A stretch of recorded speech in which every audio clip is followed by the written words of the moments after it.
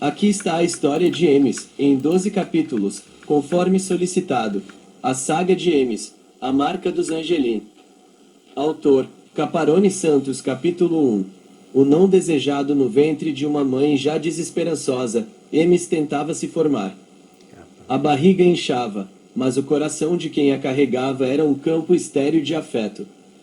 Remédios amargos eram tomados na esperança de que a vida que brotava ali se extinguisse, assim como as duas primeiras. Seus irmãozinhos, vítimas de uma fome implacável e da negligência de um casal que já havia desistido de si e do mundo, não tiveram a chance de ver a luz ou de sentir o calor de um abraço.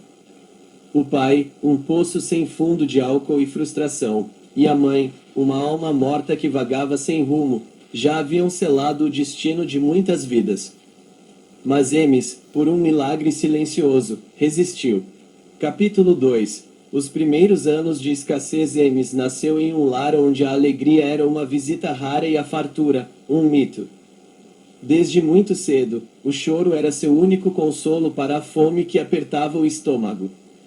Seus olhos grandes e curiosos, que deveriam brilhar com a inocência da infância, carregavam um peso que não lhe pertencia.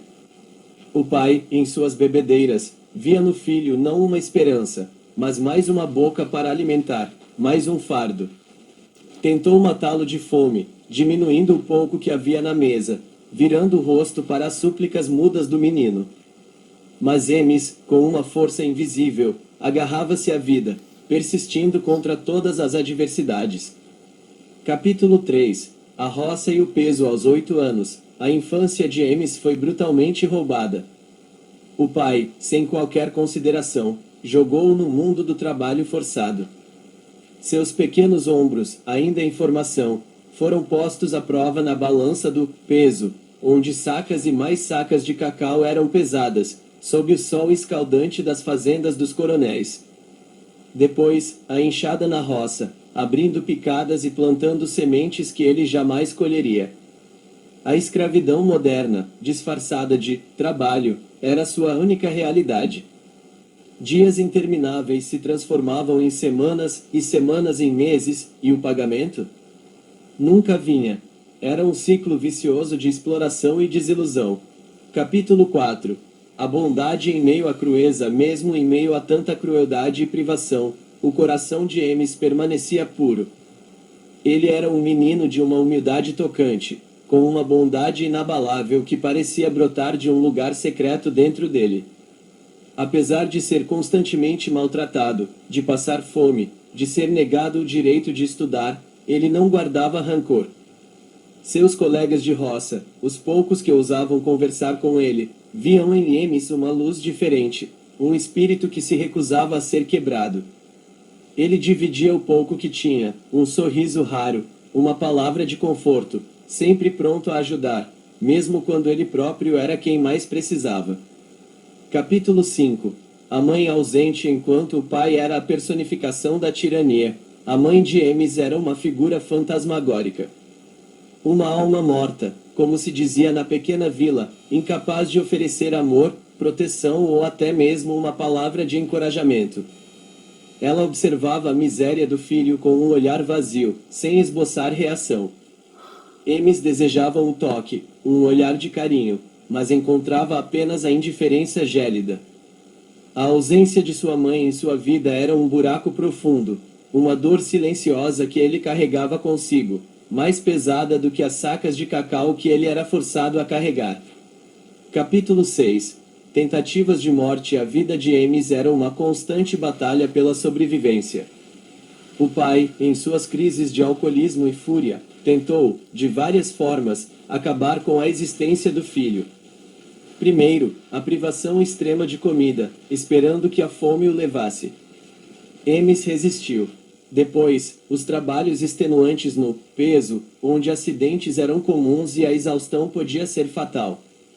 Mas Emis, de alguma forma, sempre escapava, ileso, para o espanto do pai e de todos ao redor. Parecia que uma força maior o protegia, um escudo invisível contra a crueldade do mundo. Capítulo 7. A faca da irmã. Um dia, a escuridão que envolvia sua casa se manifestou de uma forma aterrorizante. Sua irmã, talvez consumida pela mesma maldade ou desespero que corroía a família, pegou uma faca. Num ímpeto repentino, sem motivo aparente, ela avançou contra Emes, mirando em seu peito. O coração de Emes, já tão acostumado à dor, pulou no susto, mas ele agiu por puro instinto. Desviou-se no último segundo, e a lâmina, que deveria ter sido fatal, apenas arranhou sua pele, deixando uma marca superficial. Mais uma vez, Emes foi livrado, escapando da morte por um triz. Capítulo 8. A marca dos Angelim Emes não era apenas um menino sem sorte. Ele era um menino marcado. Uma marca que transcendia a física, algo gravado em sua alma. Diziam que ele trazia a marca dos descendentes angelicais. Essa marca não era visível aos olhos comuns, mas se manifestava em sua capacidade inabalável de amar, perdoar e persistir, mesmo diante da mais profunda maldade. Era uma herança espiritual, um chamado para ser a luz onde só havia escuridão, a esperança onde só existia desespero. Capítulo 9. O segredo da resistência, de onde vinha tanta força? Essa era a pergunta que ecoava nos poucos corações que se importavam com Emes. Sua resistência à fome, às agressões, ao trabalho escravo, à morte iminente, era inexplicável. Era como se cada tentativa de destruí-lo o tornasse mais forte, mais resiliente.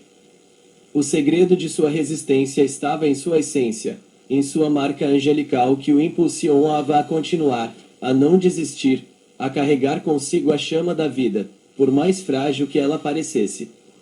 Capítulo 10. Um coração puro em um mundo cruel mesmo com todas as feridas físicas e emocionais, o coração de Emes permanecia puro. Ele não alimentava ódio, nem desejo de vingança. Ele amava, mesmo aqueles que o feriam. Ele perdoava, mesmo aqueles que não pediam perdão. Sua capacidade de amar era ilimitada, um rio que corria caudaloso em meio a um deserto de amargura. Ele entendia, de alguma forma, que a maldade de sua família era um reflexo de suas próprias dores e frustrações, e não uma falha pessoal sua.